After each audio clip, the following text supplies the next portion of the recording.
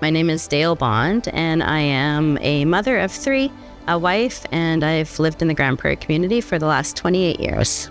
So in 2011, my 11-month-old daughter got quite ill, and on about the 4th day of being in the hospital, she was medevaced, went into complete cardiac and respiratory arrest, and was medevaced to Edmonton by transport team from the intensive care unit came and picked her up. When she finally arrived, we had one of the transport team come out and meet us, just letting us know that she was very, very sick and that we likely would not recognize her when we went in the room. So she was placed on life support, and throughout the next week, they slowly turned it down, trying to get her off. The quicker they come off, the more likely they are to be successful later in life with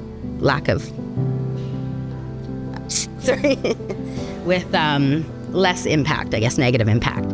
So within a week, she was on it for a week. She did come off life support successfully, and she was still on a very heavy breathing machine and oscillator.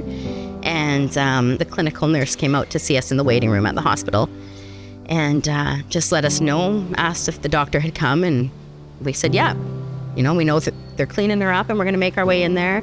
And she looked at us and sat down and said, I'm so sorry, but she's gotten really sick again. So we're not sure what's happening, but the doctors are working on her. So on March 28th, 2011, she had multiple amputations. She's amputated on her right leg and mid-femur, her left leg mid-tibia, her right hand at the wrist, and her left hand has numerous digits. So the next amputation surgery went well.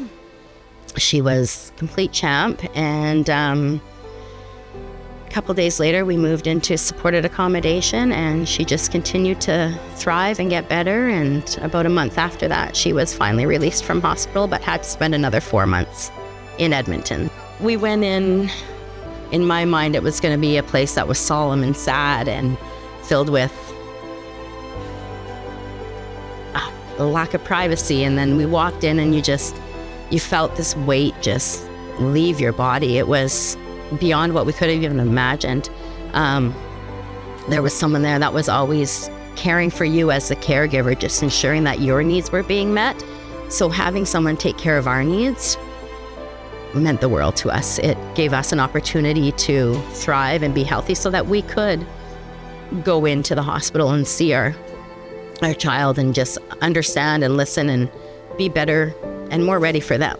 Right? So we had our family together. It was an opportunity to experience a bit of normalcy in a journey that was far from normal. Well, the financial impact, as you can imagine, was quite large. Both my husband and I were in Edmonton, so neither of us were working.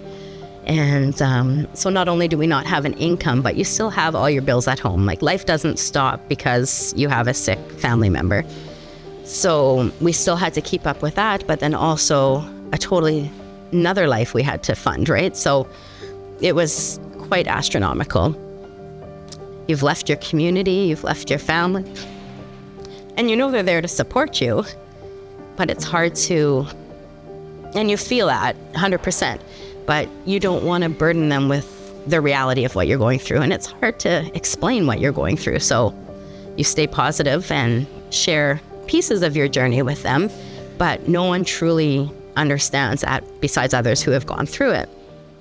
And I would say, our community should support the development of the Ken Sargent House, as illness affects everyone. No one is immune to illness. Whether you've had a sick family member or whether you haven't, there's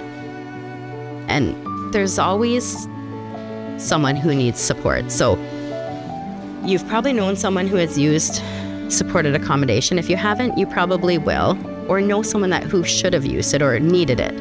So being able to support a family's journey, you're supporting the family's healing. Not only do you alleviate some of the emotional stress for that family, you're alleviating some of the financial burdens that they carry, but you're also supporting your community. And when you support your community, you're creating a culture of empathy and compassion, hope, you become the light for that person, for that family.